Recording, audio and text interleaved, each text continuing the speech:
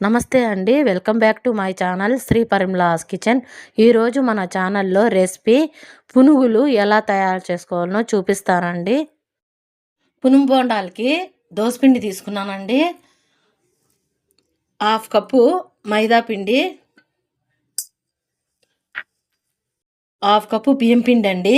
ఈ కప్పుతోనే దోసపిండి కొలత తీసుకున్నానండి, కాబట్టి మీకు ఈ కప్పుతో బియ్యం పిండి మైదా పిండి కొలత చూపిస్తున్నానండి.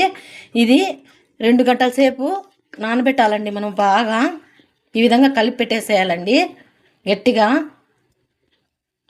గట్టిగా కలిపి పెట్టేసుకోవాలండి. నీళ్ళు వేసుకోకూడదు. మనము దీన్ని 2 గంటల సేపు మనం బాగా నానబెట్టేస్తామండి.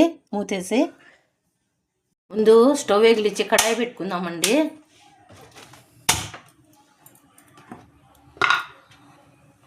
ఇప్పుడు ఆయిల్ వేసుకుందాము. లో ఫ్లేమ్లో పెడతామండి. ఈ ఆయిల్ కాగే లోపల మనము పునుగు పిండికి కలిపి పెట్టుకున్నాం కదండి, ఈ విధంగా 2 గంటల తర్వాత ఈ విధంగా నానిందండి. ఇప్పుడు దీంట్లో మనము తగినంత సాల్ట్, తగినంత సోడా, వంట సోడా వేసుకొని బాగా కలిపి పెట్టుకోవాలండి.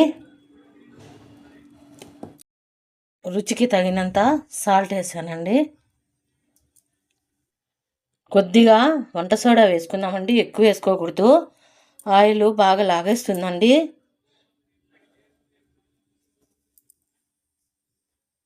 కొద్దిగా వాటర్ వేసుకొని మనము కలుపుకోవాలండి. ఎక్కువ వాటర్ వేసుకోకూడదు, ఎందుకంటే బాగా నీళ్ళగా అయిందంటే పిండి ఆయిల్ని బాగా లాగేస్తుందండి. అందుకే తగినంత మనం వాటర్ వేసుకొని ఈ విధంగా కలుపుకోవాలండి.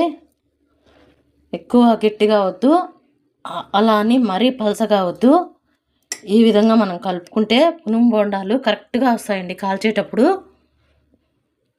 దీన్ని పక్కన పెట్టేసుకొని ఈ పునుగు బోండాలకు కాంబినేషను ఎర్రగడ్డ కారము చట్నీ చూపిస్తానండి. పునుగు బోండాకి చట్నీ చూపిస్తానన్నాను కదండి.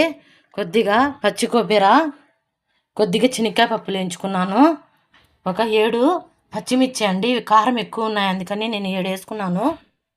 కొద్దిగా పుట్నాల పప్పు, కొద్దిగా అల్లం అండి, కొంచెం చింతపండు వేసుకోవాలండి మనము. ఇప్పుడు ఇవన్నీ వేసి మెత్తగా గ్రైండ్ చేసుకోవాలి. మెత్తగా గ్రైండ్ చేసుకున్నామండి. దీన్ని తిరగవాత పెట్టుకోవాలి. ఇప్పుడు మళ్ళీ మిక్సీ జార్ పెట్టుకొని మనము ఎర్రగడ్డ కారము తయారు చేసుకోవాలండి. తగినంత సాల్ట్ వేసుకొని ఇంకా మెత్తగా గ్రైండ్ చేశానండి. దీన్ని ఇప్పుడు ఒక బౌల్లో వేసి పెట్టుకుందాము. ఇప్పుడు కలిపి పెట్టుకున్నాం కదండి, ఈ పిండిని మనము చిన్న చిన్న బాల్స్ లాగా పునుగు కాల్చుకుందాము. ఆయిల్ కాగిపోయింది. మీడియం ఫ్లేమ్లో పెట్టానండి. ఇప్పుడు లో ఫ్లేమ్లో పెట్టి వేస్తున్నా.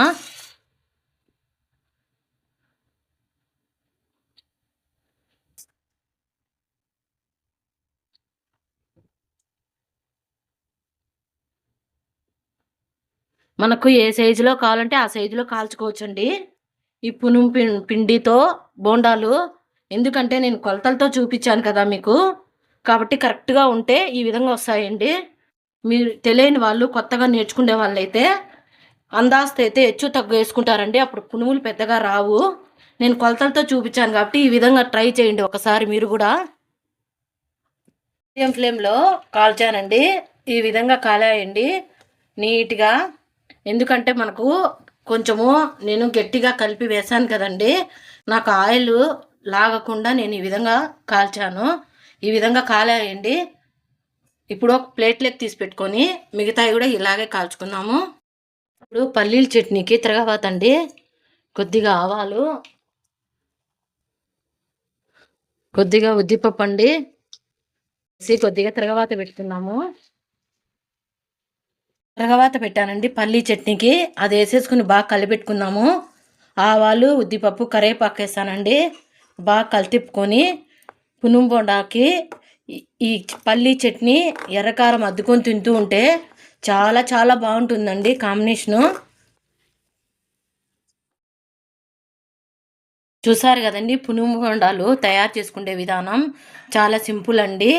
దీని కాంబినేషను ఎర్రగడ్డ కారము, పల్లీల చట్నీ అండి, కొబ్బరి ఇవన్నీ వేసుకొని బాగా చట్నీ అద్దుకొని తింటూ ఉంటే చాలా చాలా బాగుంటుందండి. పిల్లలు అయితే చాలా ఇష్టంగా తింటారు. ఒకసారి మీరు కూడా ట్రై చేయండి. పక్కా కొలతలతో చూపించాను కదండి, దోసపిండిలో ఎలా వేసుకొని తయారు చేసుకునే విధానం. ఇది కనుక మీకు నచ్చినట్లయితే లైక్ చేయండి, షేర్ చేయండి, సబ్స్క్రైబ్ చేయండి. Thanks for watching. Bye bye.